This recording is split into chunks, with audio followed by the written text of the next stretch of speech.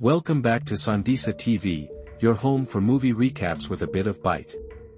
Today we're diving deep into the action horror thrill ride that is The Gorge, the 2025 film that's equal parts sniper standoff, doomed romance, and mutant mayhem. Fair warning, this recap contains enough spoilers to detonate a containment protocol, so proceed at your own risk, and hey, don't forget to like, comment, and subscribe before you vanish into the wilderness for a year. Let's lock and load. 2 snipers, 1 gorge. The premise? Brutally simple, at first. 2 elite snipers, strangers to each other, are assigned a mysterious, year-long mission. Their orders: guard opposite towers of a top-secret canyon, known only as the Gorge, and maintain total radio silence. No contact with the outside world. No contact with each other. Just them, their rifles, and the yawning, mutated abyss between them. Easy, right?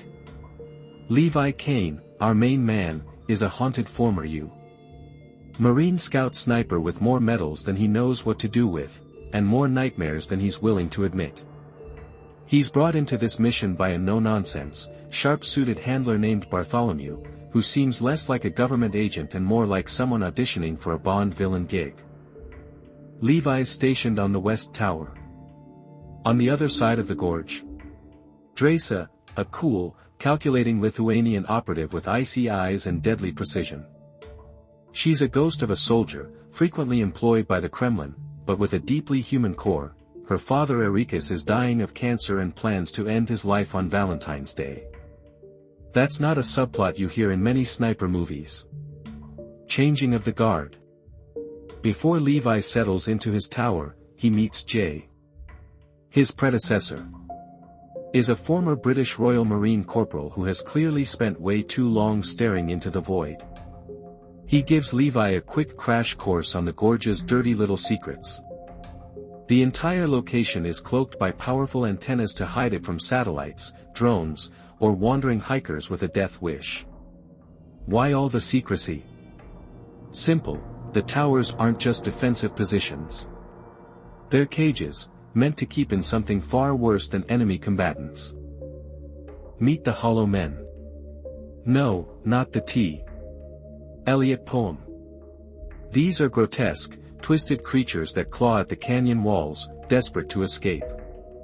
According to Jay, they were once human, soldiers, scientists, sent into the Gorge after World War II and never heard from again. Also mentions a chilling phrase, stray dog. It's an emergency protocol, but he doesn't elaborate. Instead, Jay assumes he's about to be exfiltrated. He isn't. Instead, Bartholomew orders his death. 1 shot, 1 kill. Goodbye Jay. And welcome to hell, Levi. Silent months, loud shadows. For the first few months, it's just routine surveillance. Levi logs enemy movement, keeps a journal, and battles his own PTSD in isolation. Across the way, Dresa does the same, an icy figure behind a scope, cold and distant. The tension is thick, even though they never speak. Until her birthday. Breaking protocol, Dresa initiates contact, not with a radio, but with a sniper rifle and a marker board. What follows is one of the oddest flirtations in modern cinema, a sharpshooting competition at 800 meters. The prize? Bragging rights and a smile. Despite themselves, they begin to bond, 2 warriors trapped in a slow-motion apocalypse, finding solace in bullet trajectories and Morse code. Then, the Hollow Men make their move. They swarm the Gorge's edge, limbs like twisted rebar, faces barely human. Levi and Dresa open fire from their towers, coordinating without words. Turrets blaze, mines detonate, the ground shakes, and somehow, they hold the line. Barely. Crossing the divide. By month 6, the Cold War has thawed into something warmer. Levi, risking everything, ziplines across the Gorge to Dresa's tower. It's reckless, romantic, and deeply stupid, so obviously, it's the right move. They share a dinner by candlelight. He reads her the beginnings of a poem. She doesn't laugh. They kiss. A war-zone romance isn't exactly sustainable, but for a moment, there's peace. Until the next morning. Levi attempts to return via zipline, but mid-crossing, the hollow men detonate a minefield. His cable snaps. He plummets into the gorge, barely deploying his parachute in time. Dresa doesn't hesitate. She gears up, straps on a chute, and jumps after him. The hollow revealed. Inside the gorge, they find a land that time and science forgot. The flora is mutated, glowing moss, flesh-petaled flowers, even rats with eyes on their tails. The fauna? Aggressive, mutated, and fast. And the hollow men? Not monsters. Not exactly. They're what's left of the soldiers from the 1940s expeditions, warped by something ancient and wrong. Eventually, Dresa and Levi stumble upon a collapsed World War II-era bioweapons lab, cracked open during a 1951 earthquake. Turns out this was once a secret Allied research site, now under the care of a shadowy private military contractor called Dark Lake. Dark Lake's mission? Collect samples. Study mutations. Manufacture super soldiers. Think Umbrella Corporation with better PR. Levi and Dresa piece it together, the gorge is a petri dish. A leaking one.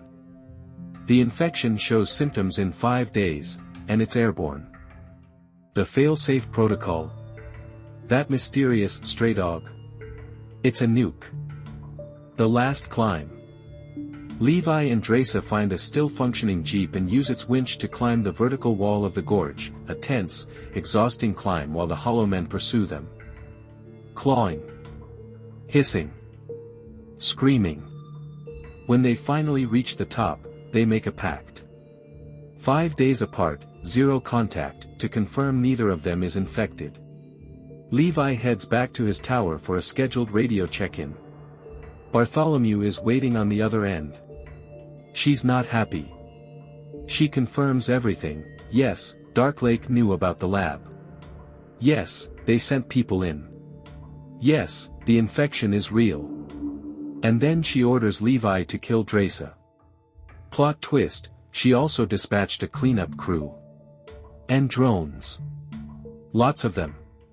Final detonation. But Levi and Dresa are already ahead of her. They sabotage the cloaking antennas, exposing the gorge to global surveillance. Satellites lock in. The stray dog protocol goes hot. Bartholomew and her team arrive too late. The nuke drops. In a flash of light and fire, the gorge, and Dark Lake's sins, are erased.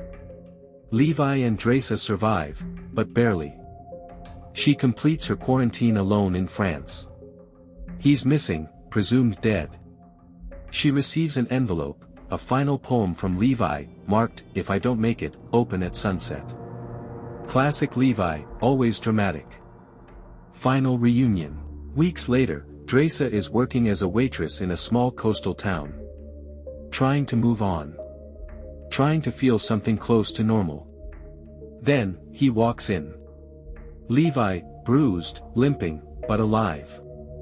They kiss like the world didn't almost end. Cue the credits. That was The Gorge, a moody, explosive cocktail of sniper showdowns, bio-horror twists, and unlikely romance. Would you take a job guarding mutant hellspawn with only a rifle, a zipline, and a love for poetry to keep you sane? Let us know in the comments. And if you liked this breakdown, don't forget to hit that subscribe button. This is Sandisa TV, where movies get explained and occasionally roasted. See you next time.